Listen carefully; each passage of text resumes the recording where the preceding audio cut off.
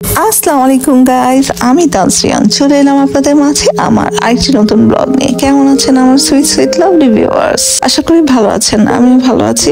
নাস্তা সেরে নিয়েছি সকালে উঠে, দেন আমি আমার ঘরগুলোকে গোছাতে চলে এসেছি। এখন আমার দুপুরের রান্না বাড়া শেষ, আমি শাওয়ার করে নিয়েছি। এখন আমি আমার দুপুরের লাঞ্চ করছি।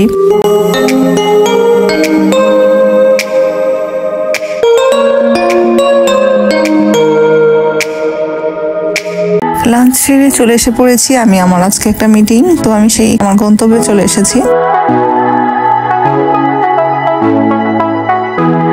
আজকে আমি আমার কাজ ছেড়ে আমি আমার জন্য কিছু অর্নামেন্টস নিয়ে এসেছি, দেখতেই পাচ্ছেন। আমি সেদিন বলেছিলাম আপনাদেরকে, সেটাই আমি করেছি। কেমন হয়েছে আমার জুয়েলারি গুলো অবশ্যই কমেন্ট বক্সে জানাবেন।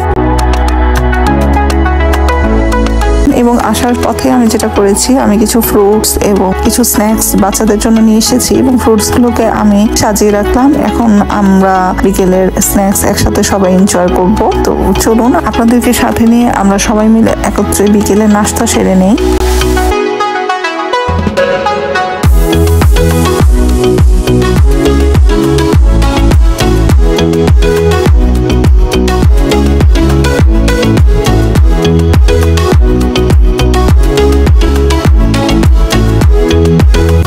আজকে আমি যেহেতু বাইরে গিয়েছি, তো আজকে আমি একটু ক্লান্ত, ওই জন্য আমার মেয়ে আমার জন্য কফি তৈরি করে নিয়ে এসেছে। ওকে স্পেশালি থ্যাঙ্কস। এবং ও আমার সাথে কফি চিয়ার্স করলো এবং আমার দুই মেয়ে এবং আমরা একত্রে জয়েন হয়ে কফি এনজয় করছি। এবং আমি আমার মেয়েকে বলছি যে আসলে কফিটা অনেক টেস্টি হয়েছে। ওকে একটু প্রেস করলাম এবং ও আমার কাজে অনেকটাই হেল্প করে।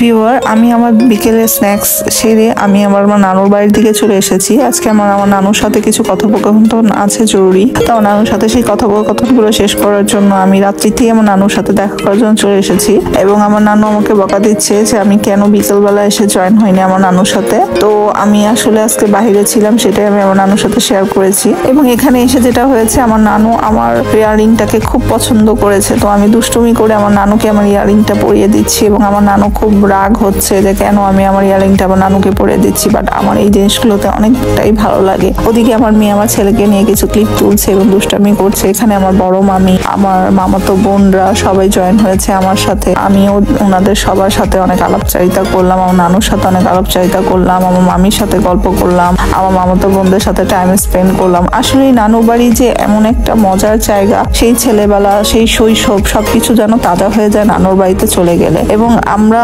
বরাবরই এত এত এত নানু বাড়িটাকে মিস করি যে সময়ের কারণে তো আসলে যাওয়া হয় না, কিন্তু যখন যাই নিজের সব আহ্লাদ আবদার যেন পূরণ হয়ে যায়। আরেকটা বিষয় হচ্ছে যে আমার ছেলে মেয়েরা, আমার জেনারেশন, নেক্সট জেনারেশন যারা, তারাও আমার নানু বাড়িতে যে খুব আনন্দ এবং তৃপ্তি তাদের মন ভরে ওঠে। এটাই হচ্ছে সবচেয়ে বড় পাওয়া, যে যেখানে আমার ছেলেবেলা, যেখানে আমার শৈশব, সেখানটায় আমার বাচ্চারাও এতটা এনজয় ফিল করে, সেটা বলার মতো না। তারাও যেন ঘুল মিলে যায় ওই বাসায় গেলে। এবং আমার নানু বুজুর্গ হয়ে গিয়েছেন এবং আমার নানুকে আপনারা সবাই দোয়া করবেন, উনি যেন সুস্থ থাকে, ভালো থাকে এবং দীর্ঘায়ু লাভ করতে পারে।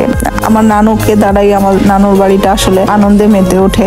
আমার নানুই হচ্ছে বাড়ির প্রধান, তো ওনাকে দিয়েই আসলে আমাদের আনন্দ, ওনাকে দিয়ে আসলে আমাদের খুশি, ওনাকে দিয়েই আসলে আমাদের নানু বাড়ি। তো এখন আমি আমার ব্লগটা এখানেই শেষ করতে চাচ্ছি। তো ভিউয়ার্স, আমার ব্লগ যদি ভালো লেগে থাকে অবশ্যই লাইক, কমেন্ট, শেয়ার দিতে ভুলবেন না। ততক্ষণ পর্যন্ত আমার সুইট লাভলি ভিউয়ার্সদের কাছ থেকে আমি তানসিয়ান এখানেই বিদায় নিতে চাচ্ছি। So love you viewers, till then take care, bye by.